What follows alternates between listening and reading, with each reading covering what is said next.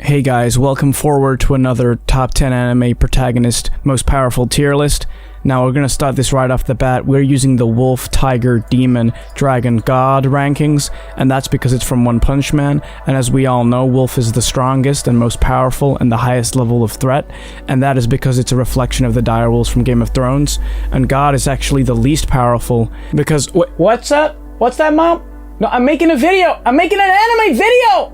I'll be finished soon! Thank you! And we know the reason for that is because, well, he doesn't exist, so if he doesn't exist, then how can he have any power? Yes, I did it! There is no God in your face! Now you might be wondering why there's already a character in here. This is actually Kirito from Sword Art Online at a younger age, if you can't tell. As you can see that by his dark shade of blue, just like in the show.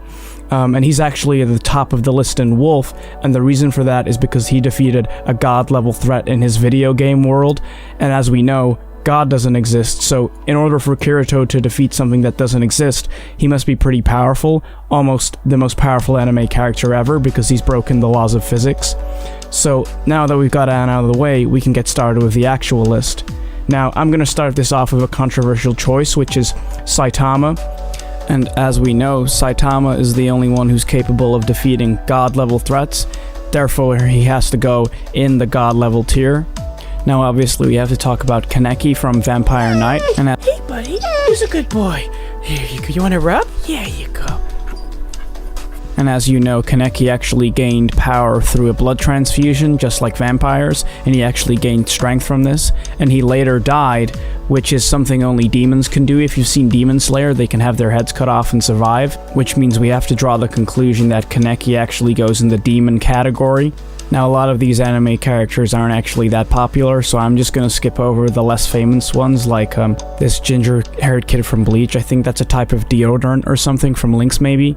Next, we have Deku from the show Hunter x Hunter, and as we know, Deku has the power One for All, and One for All is a similar trait to what Jesus did when he made bread for everybody, which means Deku is actually God, which means Deku has to go in the God tier. Next up, we have Alphonse Elric from the show Full Metal Alchemist Brotherhood. Now, you actually know that it's Alphonse and not Edward, because Alphonse is the younger brother, which means he's shorter, as you can see here.